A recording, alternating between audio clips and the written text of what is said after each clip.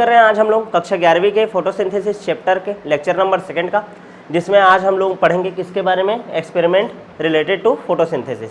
ठीक है, प्रकाश संश्लेषण के लिए कौन कौन सा एक्सपेरिमेंट किया गया था, कल उसी के बारे में ही चर्चा कर रहे थे। कल सबसे पहले क्लास में क्या हुआ था ध्यान दो तो, सबसे पहले कल क्लास में क्या पढ़े थे, थोड़ा सा रिवाइज करते हैं। सबसे पहले बात बताया था कि प्रकाश संश्लेषण किसे कहते हैं।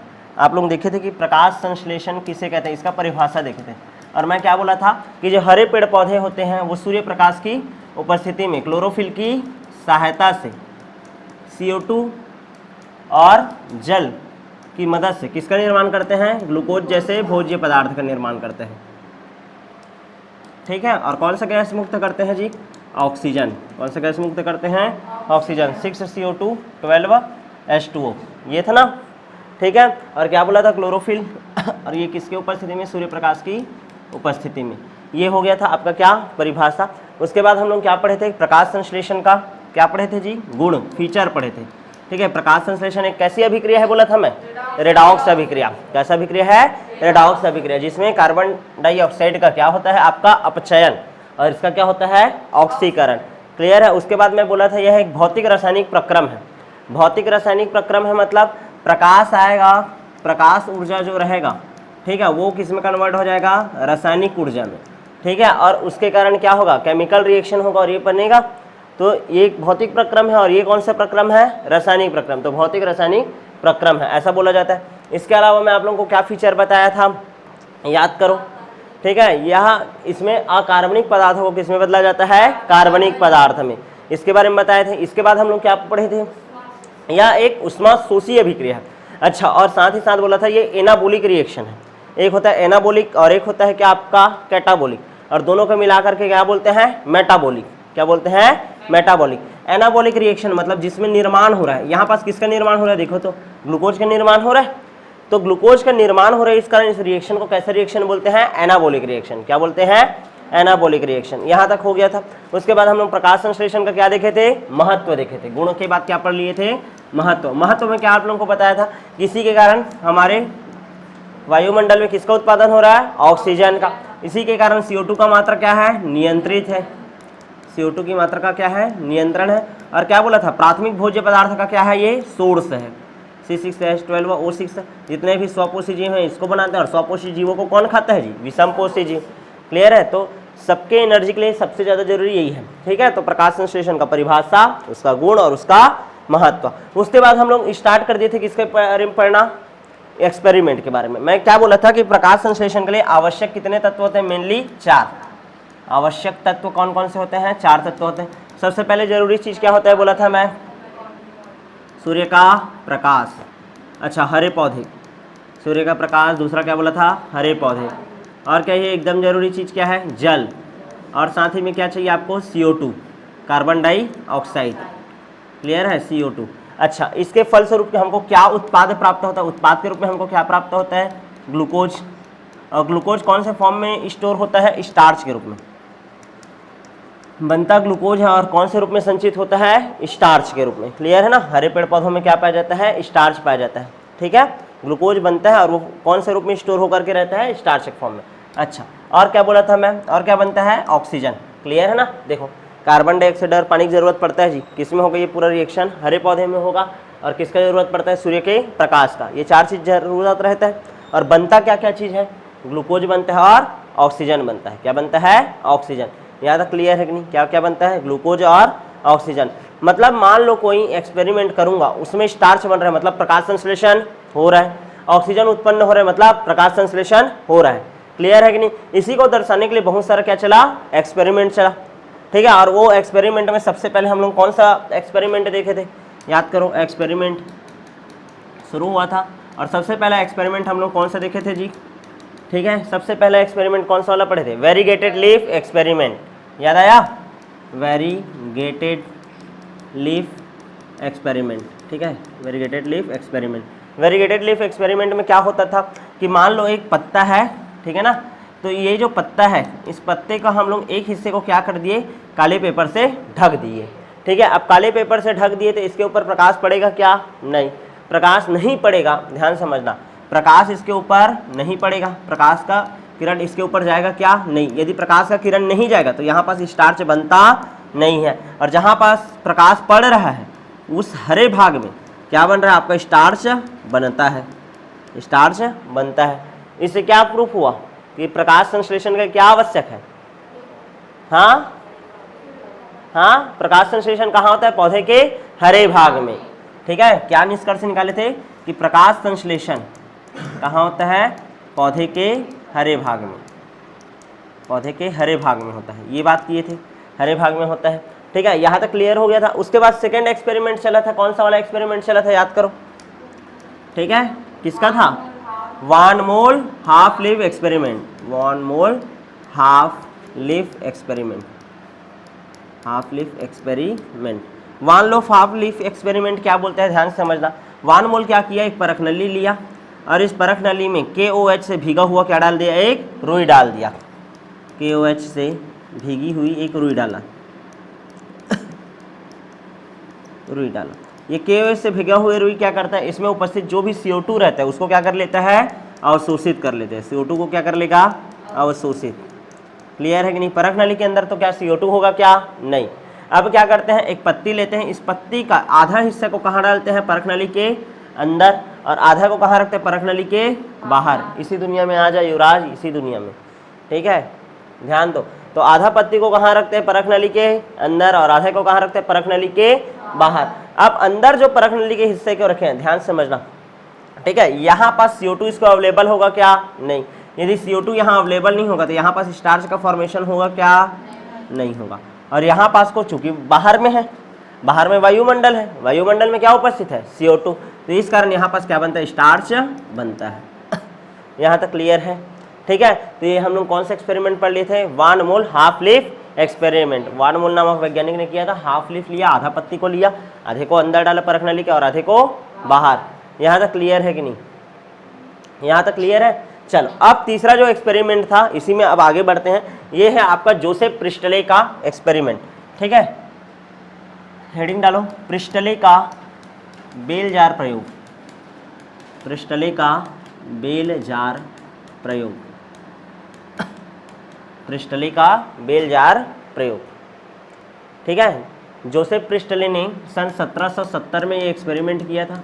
कौन से सन में, 1770 में, 18वीं सदी के आसपास। ठीक है, 1800 से भी पहले, कौन से सन 1770। जोसेफ प्रिस्टले वही वैज्ञानिक है, ठीक है, जिसने ऑक्सीजन का भी खोज किया था, जोसेफ प्रिस्टले। ठीक है, जोसेफ प्रिस्टले। इसने क्या किया, एक कांच का जार लिया जो कि बेलनुमा शेप का था, बेलनुमा मतलब घंटा। ठीक है, घंटाकार आकृति का था। क्लियर है। अब इसके अंदर क्या किया वो ध्यान से समझना।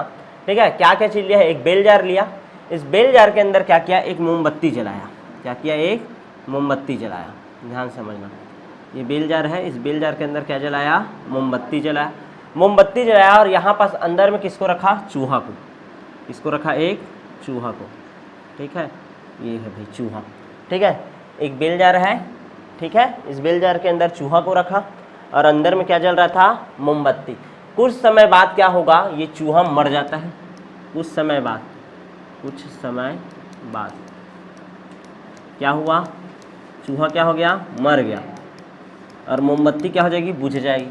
मोमबत्ती क्या हो गई, बुझ गई, मोमबत्ती बुझ गई। यहाँ तक क्लियर है। कुछ समय बाद क्या हुआ, चूहा मर गया और मोमबत्ती क्या हो गया, बुझ गया। यहाँ तक समझ आ रहा है कि नहीं। अब क्या किया, ऐसी चलिए सिमिलर सेटअप, बस यहाँ पास क्या किया, मोमबत्ती भी रखा, चूहा को भी रखा, लेकिन एक काम और क्या किया वो, ध्यान समझना। यहाँ पास एक पौधा रख दिया, किसका पौधा, मिंट का पौधा, पुदीना का पौधा। ठीक है ना, ध्यान देना, मिंट का प्लांट, मिंट प्लांट किसको रख दिया, मिंट प्लांट। ठीक है ना, मिंट प्लांट, मिंट प्लांट को रखा, किसको रखा, मिंट प्लांट को। यहाँ तक क्लियर है कि नहीं, किसको रखा, मिंट प्लांट को। क्लियर है। जैसे ही मिंट प्लांट को रखेगा तो क्या देखा, ये जो चूहा था, ध्यान समझना, ये जो चूहा था वो मरा नहीं, क्या रहा, चूहा जीवित रहा। चूहा क्या रहा, जीवित। और मोमबत्ती बुझा नहीं, मोमबत्ती क्या रहा था, जल रहा था, मोमबत्ती जल रहा था। समझ आ रहा है कि नहीं। तो इससे वो क्या निष्कर्ष निकाला कि ये जो पौधा है, ध्यान समझना, ये जो पौधा है, तो मोमबत्ती के कारण जो वायु क्या हो चुका था, अशुद्ध हो चुका था, उसको क्या कर रहा था, शुद्ध कर रहा था। मतलब मिंट जो प्लांट था, मिंट प्लांट, ठीक है, वो अशुद्ध वायु को क्या करता है, शुद्ध, अशुद्ध वायु को क्या करता है जी, शुद्ध करता है। बस ये बोला था वो, शुद्ध करता है, अशुद्ध वायु को क्या करता है, शुद्ध करता है। निष्कर्ष यही है कि मिंट प्लांट अशुद्ध वायु को क्या करता है, शुद्ध करता है। मतलब पौधा जो है वो अशुद्ध वायु को क्या करता होगा, शुद्ध करता है। यहाँ तक क्लियर है? ये नहीं बताया कि वो ऑक्सीजन है, ठीक है, ऑक्सीजन को उत्पादन करता है करके नहीं बताया है ये भी अभी। यहाँ तक क्लियर है कि नहीं? पृष्ठलेख का बेल जार प्रयोग समझ आ गया ना? एक बेल जार लिया, बेल जार के अंदर चूहा रखा और मोमबत्ती रखा, चूहा क्या हो गया, मर गया और मोमबत्ती बुझ गया। लेकिन उसी प्रयोग को सिमिलर सेटअप किया और बस वहाँ पास क्या डाल दिया, मिंट का प्लांट डाल दिया। मिंट प्लांट जैसे ही डाला तो चूहा क्या रहा, जिंदा रहा और मोमबत्ती जलते रहा। इससे क्या पता चल रहा है कि जो मिंट का प्लांट होता है, मिंट का जो प्लांट होता है वो अशुद्ध वायु को क्या कर देता है, शुद्ध, जिसके कारण चूहा क्या रहता है, जीवित रहता है। यहाँ तक क्लियर है कि नहीं? ठीक है, आप ध्यान समझना, ये तो निष्कर्ष निकाल दिए। इसी प्रयोग को एक और वैज्ञानिक है, चौथा नंबर का वैज्ञानिक है जॉन इंजनहाउस।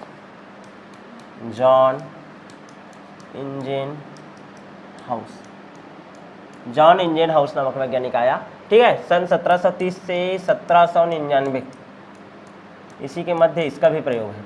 मतलब वही टाइम जब जोसेफ प्रिस्टले भी प्रयोग कर रहा था ना, उसी time same to same setup लिया।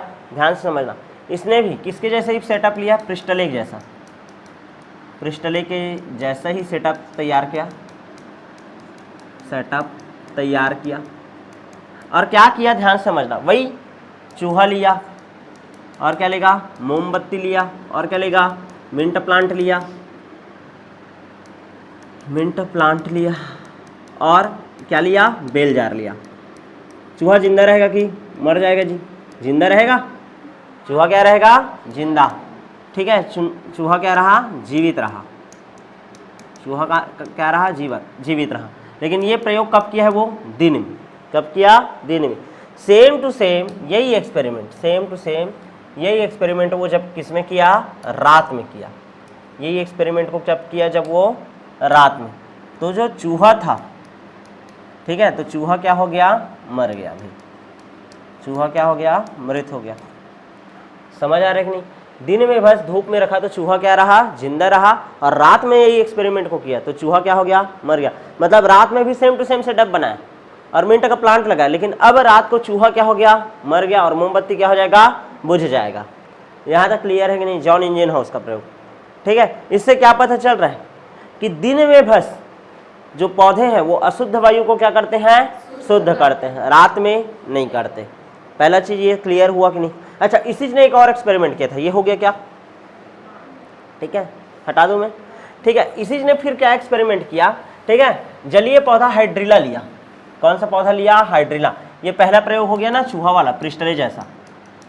इसी का पहला प्रयोग है क्या, प्रिस्टले के जैसा। एक बार दिन में किया है और एक बार किस में किया है, रात में, ठीक है। दूसरा प्रयोग क्या किया, हाइड्रिला लिया, ठीक है। क्या किया, देखो, एक ऐसा बीकर बनाया, इस बीकर में क्या किया, हाइड्रिला पौधा को लिया। किसको लिया, हाइड्रिला। ये जलीय पौधा है, जल में रहता है, क्लियर है ना। अब इस सेटअप को वो किस में रखा, दिन में रखा। कब रखा, दिन में। दिन में जब रखा तो वो देखा कि क्या बन रहा था, बुलबुले बन रहे थे। क्या बन रहे थे, बुलबुले। पौधे का जो हरा भाग था, इसके आसपास छोटे छोटे क्या बन रहे थे, बुलबुले बन रहे थे, छोटे छोटे क्या बन रहे थे, बुलबुले। लेकिन इसी सेटअप को, ये कौन सा पौधा है बोला हूँ मैं, और हाइड्रिला पौधा। कौन सा पौधा है, हाइड्रिला। क्लियर है कि नहीं? और सेम टू सेम यही सेटअप फिर से बनाया, लेकिन ये हाइड्रिला का पौधा ही लिया है, ठीक है ना। और अभी ध्यान देना, ये पूरा पानी है, लेकिन ये सेटअप कब तैयार किया गया है, रात में। तो बुलबुला नहीं बनेगा, बुलबुले नहीं बने, बुलबुले नहीं बने। और ये जो बुलबुले थे, ठीक है ना, ये जो छोटे छोटे बुलबुले थे, वो क्या थे जी, आपके ऑक्सीजन। क्या थे, ऑक्सीजन। क्या थे, ऑक्सीजन। समझ आ रहा है कि नहीं? मतलब केवल पौधे, इससे क्या स्पष्ट होता है कि पौधे का केवल हरा भाग, निष्कर्ष क्या निकाल रहे हैं हम लोग कि पौधे का केवल हरा भाग, ध्यान दो, पौधा है उसका हरा भाग, वो भी कब, दिन में, किसका उत्पादन करता है, ऑक्सीजन का उत्पादन करता है। ऑक्सीजन का क्या करता है, उत्पादन करता है। यहाँ तक क्लियर है कि नहीं? तो कितना एक्सपेरिमेंट हो गया अभी तक, 5। सबसे पहला एक्सपेरिमेंट किसका था? Variegated leaf experiment. दूसरा कौन सा था? One mole half leaf experiment. तीसरा कौन सा एक्सपेरिमेंट था? प्रिस्टले का। चौथा किसका था? जॉन इंजनहाउस का। और उसी का एक और प्रयोग, एक बार चूहा वाला और एक बार कौन सा वाला? हाइड्रे वाला। चूहा को दिन और रात में, हाइड्रेला को भी दिन में और रात में। ठीक है, दिन में बुलबुला निकला हरे भाग से, क्लियर है, रात में लेकिन बुलबुला नहीं निकलता। यहाँ तक क्लियर है कि नहीं? और ये निष्कर्ष निकाल दिया कि पौधा का जो हरा भाग रहता है वो दिन में किसका उत्पादन करता है? ऑक्सीजन का। किसका उत्पादन करता है? ऑक्सीजन का। यहाँ तक क्लियर है कि नहीं? उसके बाद एक और वैज्ञानिक आया जिसका नाम है Julius von Sachs. Julius von Sachs. Julius von Sachs. Julius von Sachs क्या बोला है, ध्यान से समझना। जब पौधा वृद्धि करता है तो किसका निर्माण करता है? ग्लूकोज का। पौधा है वो क्या कर रहा है? जब वृद्धि कर रहा है तो किसका निर्माण करता है? ग्लूकोज का। ग्लूकोज का क्या करता है? निर्माण करता है। और ये जो ग्लूकोज रहता है कौन से फॉर्म में जाकर स्टोर होता है? स्टार्च के रूप में। स्टार्च के रूप में क्या हो जाता है जी? आपका स्टोर होता है। स्टार्च के रूप में क्या हो जाता है? पौधों की पत्तियों में जमा हो जाता है। यहाँ तक क्लियर है? और ये जो प्रोसेस है ग्लूकोज का जो निर्माण है, ठीक है ना, ध्यान समझना, ये जो ग्लूकोज का निर्माण है वो कहाँ होता है? पौधे के हरे भाग में। पौधे के हरे भाग में। और इस हरे भाग का नाम क्या दिया गया? क्लोरोफिल। क्या दिया गया? क्लोरोफिल। मतलब जूलियस वॉन से कोई एक्सपेरिमेंट नहीं किया है, वो बस क्या दिया है? एक निष्कर्ष दिया है। क्या दिया है? निष्कर्ष दिया है कि जब पौधा वृद्धि करता है किसका निर्माण करता है? ग्लूकोज का। और वो कौन से रूप में संचित रहता है? स्टार्च के रूप में। किस रूप में? स्टार्च के रूप में। और ये जो ग्लूकोज है वो हरे भाग में बनता है जिसका नाम क्या है? क्लोरोफिल है। क्या नाम है? क्लोरोफिल। यहाँ तक क्लियर है कि नहीं? ठीक है, जूलियस वॉन सैक। कौन सा वैज्ञानिक आ गया? Julius von Sachs. यहाँ तक क्लियर है? यहाँ तक क्लियर? आगे बढ़ जाऊं क्या मैं? ठीक है, ठीक। नेक्स्ट देखो, ठीक है, कितना हो गया? 6 ना, 7वां। ठीक है, ये मोस्ट टाइम पे आदमी है भाई, TW एंजलमैन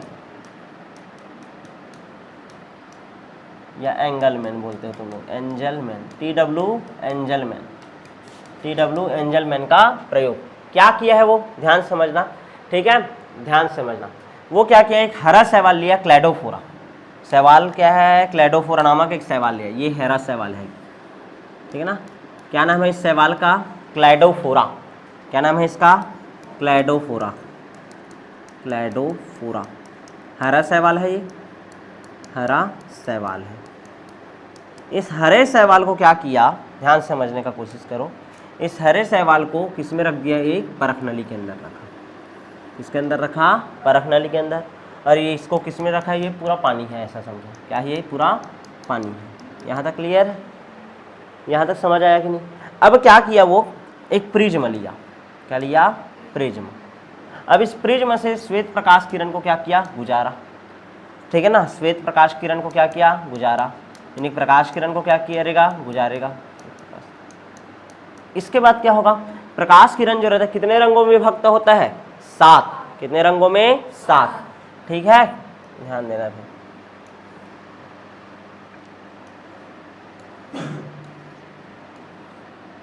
1 2 3 4 5 6 और ये करके कितना हो गया? 7। कितने रंगों में कन्वर्ट हो गया? 7। Violet colour, indigo colour, blue colour, green colour, yellow colour, orange colour और रेड कलर। बैजानी पिनाला पढ़ते हो ना? विबग्योर, विबग्योर, वायलेट कलर, बैगनी, इंडिगो कलर, जामुनी, ब्लू कलर, नीला कलर, ग्रीन, और कौन सा कलर आता है? येलो, ऑरेंज, फिर रेड। याद है ना सबको? ठीक है, कितने कलर में विभक्त होता है? 7 कलर में। अच्छा, जब इसको डाला ना तो यहाँ पास एक बैक्टीरिया डाला, एरोबिक बैक्टीरिया। क्या डाला? Aerobic bacteria. मतलब ऐसा बैक्टीरिया जो कि किसके समीप जाता होगा? वायु की। कैसा बैक्टीरिया डाला है? एरोबिक, एरोबिक बैक्टीरिया डाला था। अब जैसे ही श्वेत प्रकाश किरण पड़ा तो वो क्या देखा? ध्यान से समझना। ये जो ब्लू कलर है, ध्यान से समझने का कोशिश करना। ठीक है, ये जो ब्लू कलर है, ठीक है ना, कौन सा कलर बोल रहा हूँ, ब्लू कलर, एक मिनट ना, ब्लू कलर और कौन सा कलर है, रेड कलर, ब्लू कलर और रेड कलर। ब्लू कलर और रेड कलर के पास ये जो बैक्टीरिया थे वो ज़्यादा मात्रा में जाकर के क्या हुए हैं, इकट्ठे हुए हैं। ब्लू कलर और कौन से कलर के पास, रेड कलर के पास। मतलब जहाँ पास ब्लू किरण वाला लाइट पड़ा होगा, ठीक है ना, इस क्लेडोफोरा के ऊपर, क्लियर है ना, वहाँ पास ज़्यादा बैक्टीरिया इकट्ठा थे, और जहाँ पास रेड कलर पड़ा था वहाँ पास ज़्यादा बैक्टीरिया क्या थे, इकट्ठे थे।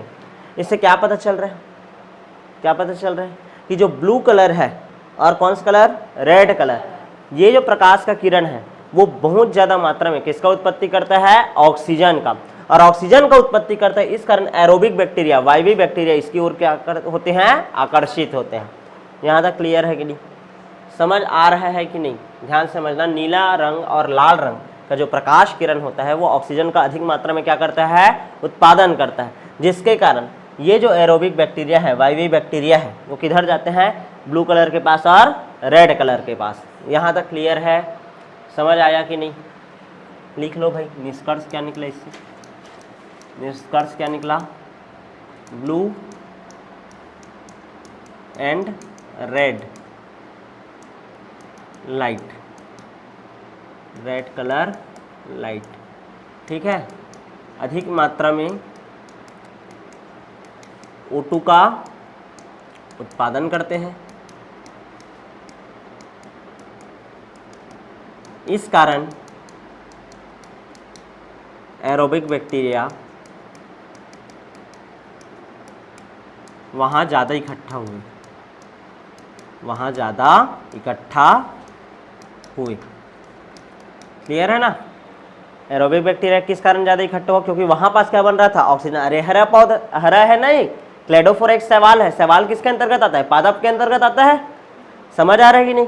तो ये भी क्या कर रहा है, प्रकाश संश्लेषण, और जहां पास ब्लू कलर का लाइट पड़ा और जहां पास रेड कलर का लाइट पड़ा वहां पास ज्यादा ऑक्सीजन का क्या होता है, उत्पादन। इससे क्या पता चल रहा है कि ब्लू कलर का लाइट और रेड कलर का लाइट ही किसके लिए जिम्मेदार होता है, प्रकाश संश्लेषण के लिए, किसके लिए, प्रकाश संश्लेषण के लिए।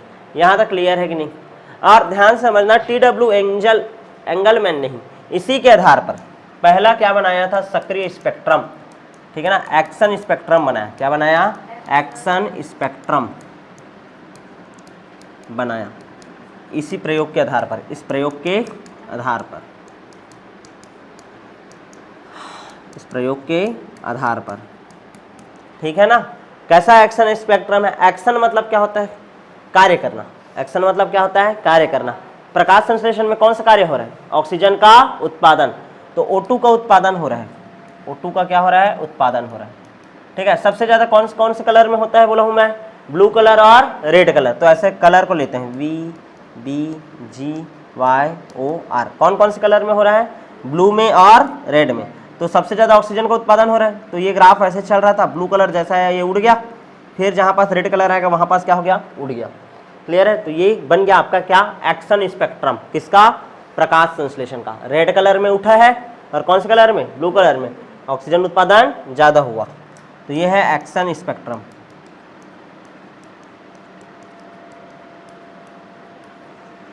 क्या है ये, एक्शन स्पेक्ट्रम, सक्रिय स्पेक्ट्रम।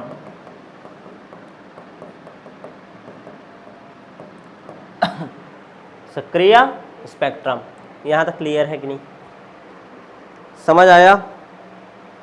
आगे बढ़ जाए, क्या, ब्लू कलर का लाइट और कौन से कलर का, रेड कलर का, इन दोनों के पास क्या होता है, ऑक्सीजन उत्पादन का क्षमता ज़्यादा होता है। और ये जो एक्शन स्पेक्ट्रम रहता है सेम टू सेम ऐसे ही ग्राफ किसका बनता है, ध्यान से समझो, क्लोरोफिल ए व क्लोरोफिल बी का अवशोषण स्पेक्ट्रम जैसे, किसके जैसे, अवशोषण स्पेक्ट्रम।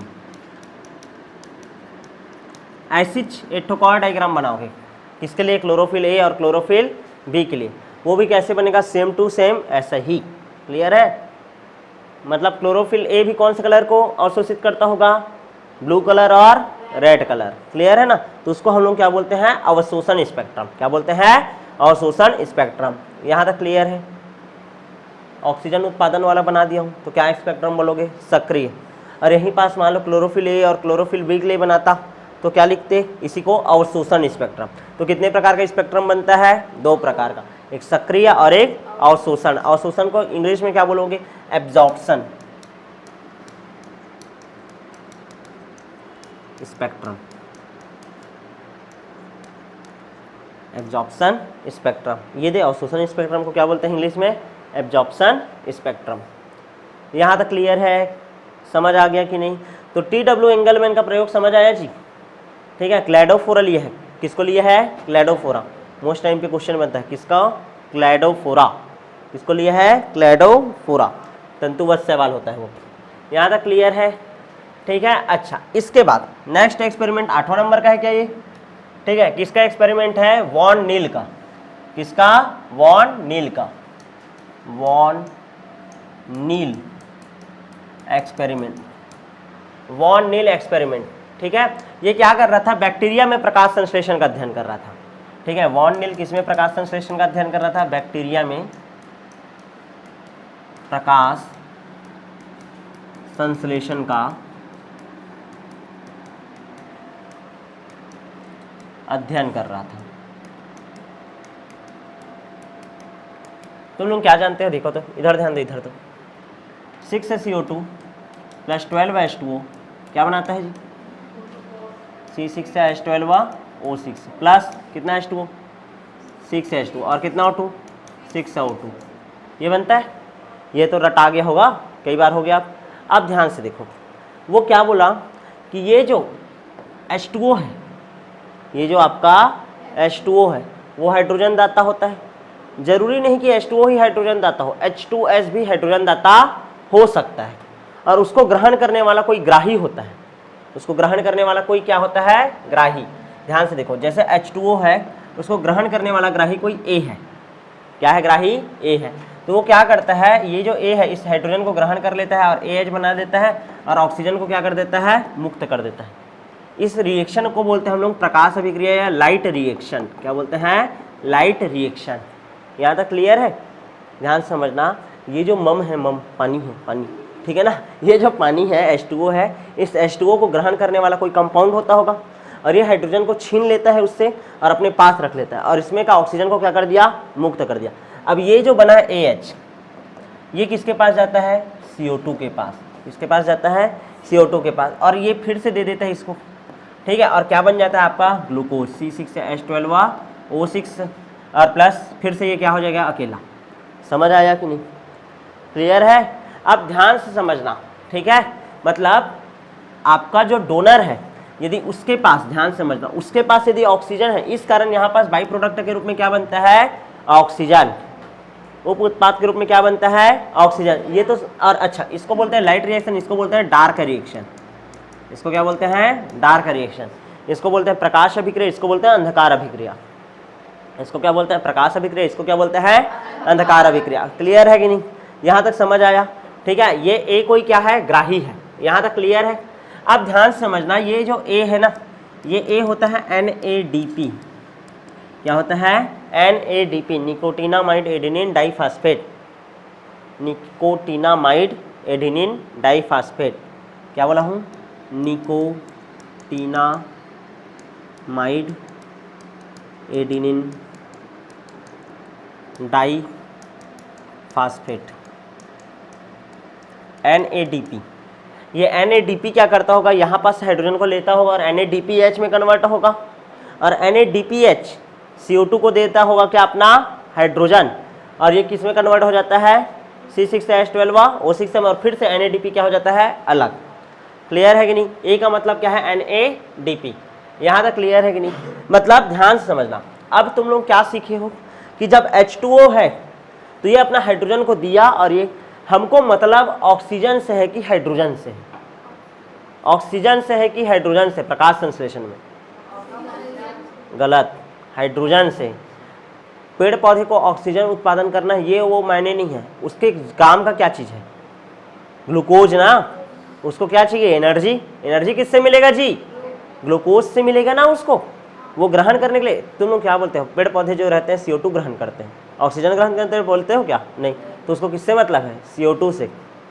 वो बाई प्रोडक्ट के रूप में क्या बना रहा है, O2 बाई प्रोडक्ट। ये जो H2O है, ठीक है, ये जो H2O है, ध्यान से समझना, ये जो H2O है, H2O के रूप में मेरे को यहाँ से जरूरी चीज क्या है बोल रहा हूँ मैं, H2 है। क्या जरूरी है, H2 है, मतलब हाइड्रोजन जरूरी है। ऑक्सीजन ज्यादा जरूरी है क्या, नहीं। समझ आ रहा है कि नहीं। और इसको ग्रहण करने वाला कोई होता है। वैसे ही ये अधिकतर पौधों में क्या होता है, ध्यान समझना, अधिकतर पौधों में हाइड्रोजन दाता जो रहता है वो कौन होता है, H2O। इस कारण प्रकाश संश्लेषण का तुम लोग रिएक्शन कैसे बनाते हो, ये वाला, यही वाला बनाते हो ना, ये 6 से CO2 12 H2O करके।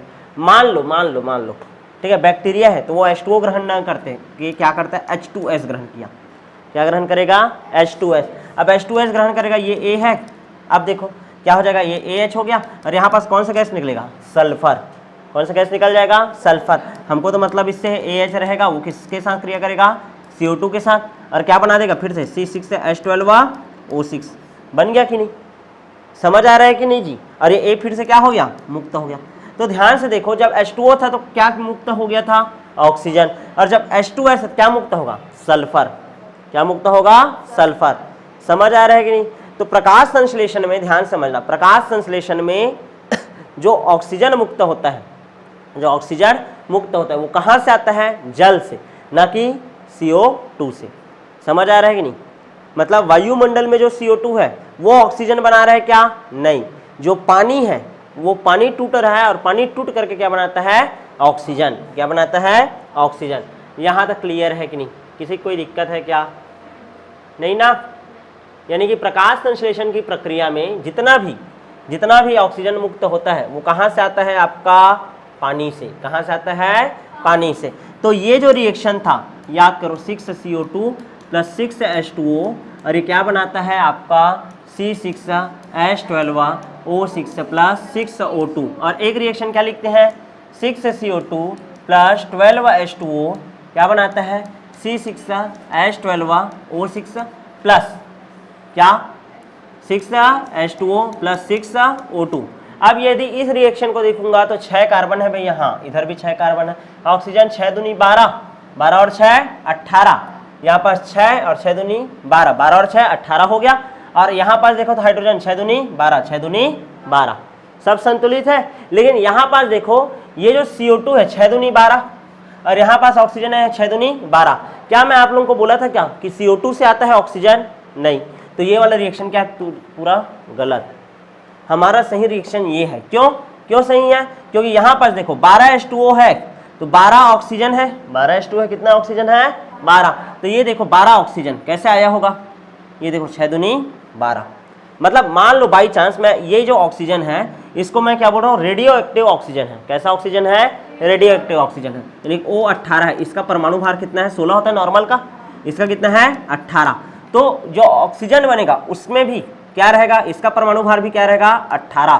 क्या रहेगा, 18। और मान लो यहाँ पास का ऑक्सीजन है, उसका परमाणु भार कितना है, 16 है।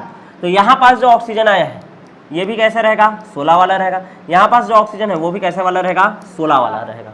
इसको बोलते हैं, ये जो टेक्निक है ना, जिसमें मैं क्या कर रहा हूँ, अलग अलग समस्थानिक ले रहा हूँ, इसको बोलते हैं radioactive isotope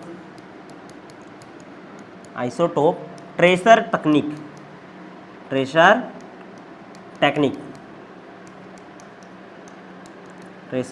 technique. Ruben एवं कॉमन नामक वैज्ञानिक ने किया था। किसने, रूबेन व कॉमन ने। क्लियर है, किसने किया था, रूबेन और कॉमन ने। रूबेन और कॉमन क्या किया, एक ऑक्सीजन 16 वाला लिया, ठीक है, क्या CO2, और जल कैसा वाला लिया, रेडियो एक्टिव लिया, ठीक है, जिसका परमाणु भार कितना था, 18 था। तो ये जो 18 वाला है वो पूरा का पूरा ऑक्सीजन किसमें कन्वर्ट हो गया, ऑक्सीजन में। किसमें, ये जो जल था उसमें का ऑक्सीजन किसमें कन्वर्ट हो गया, पूरा ऑक्सीजन में। ये इससे सिद्ध होता है कि प्रकाश संश्लेषण की प्रक्रिया में जो उत्पन्न आपका ऑक्सीजन है वो कहाँ से आता है, जल से, ना कि CO2 से। यहाँ तक क्लियर है कि नहीं, यहाँ तक समझ आया। तो इस तरीके से आप लोगों ने अभी तक क्या क्या पढ़ लिया, एक्सपेरिमेंट क्या क्या पढ़े। सबसे पहले पढ़े हो वेरीगेटेड लीफ एक्सपेरिमेंट, दूसरा क्या पढ़ लिए हम लोग, दूसरा क्या पढ़े थे, 1 Moll half leaf experiment, experiment, leaf experiment. उसके बाद किसका प्रयोग पढ़े थे? प्रिस्टले का, प्रिस्टले का बेल जार प्रयोग, प्रिस्टले एक्सपेरिमेंट। उसके बाद किसका पढ़े? जॉन इंजनहाउस का, जॉन इंजनहाउस, इंजनहाउस, ठीक है ना। इसका एक्सपेरिमेंट पढ़े थे, जॉन इंजनहाउस का एक्सपेरिमेंट। कितना एक्सपेरिमेंट हुआ था? इसका भी 2 एक्सपेरिमेंट, एक हाइड्रीला वाला था और एक तो सेम टू सेम प्रिस्टले वाला। कौन सा वाला था? प्रिस्टले, एक बार दिन में और एक बार रात में। उसके बाद किसका एक्सपेरिमेंट पढ़े हैं हम लोग? जूलियस वॉन्सेक। ये एक्सपेरिमेंट नहीं किया, सीधा क्या निष्कर्ष दिया था? निष्कर्ष दिया था, जूलियस वॉन्सेक। उसके बाद किसका एक्सपेरिमेंट पढ़े थे? टी.डब्ल्यू. एंजलमैन, टी.डब्ल्यू. एंजलमैन का एक्सपेरिमेंट। कौन से, किसके ऊपर प्रयोग किया था? क्लैडोफोरा के ऊपर, वही ब्लू कलर और रेड कलर ज़्यादा ऑक्सीजन का उत्पादन करता है। उसके बाद किसका प्रयोग पढ़े हो? हाँ, वॉन नील का प्रयोग। किसका? वॉन नील का प्रयोग, ठीक है। और ये क्या बोला कि H2O जो रहता है हमेशा H2O ही हाइड्रोजन दाता हो, ये जरूरी नहीं है। H2S भी क्या होता है? हाइड्रोजन दाता होता है। और ये H2S किस में दान देता होगा? बैक्टीरिया में। तुम लोग सल्फर बैक्टीरिया पढ़े थे ना, सल्फर उत्पादन करता है, यही है। अच्छा, उसके बाद देखो लास्ट में हम लोग किसका प्रयोग पढ़े? रूबेन एवं कॉमेन का, radio active tracer technique. Clear है ना। और वो सिद्ध कर दिया कि ये वाला जो आपका प्रकाश संश्लेषण का फॉर्मूला क्या है आपका? सही है, ये वाला क्या है? गलत। समझ आया कि नहीं? यहाँ तक क्लियर है। अब तो जो नेक्स्ट क्लास होगा उसमें हम लोग पढ़ेंगे कि प्रकाश संश्लेषण, ठीक है, क्लोरोप्लास्ट में, ठीक है, कैसे होता है, यानी कि उसका पूरा क्या बोलना चाहिए, डायग्राम पढ़ेंगे अच्छे से, ठीक है। क्लोरोप्लास्ट का स्ट्रक्चर पढ़ेंगे, क्लोरोफिल का स्ट्रक्चर पढ़ेंगे। उसके बाद शुरुआत करेंगे प्रकाश संश्लेषण में प्रकाश अभिक्रिया का। तो मिलते हैं आप नेक्स्ट क्लास में।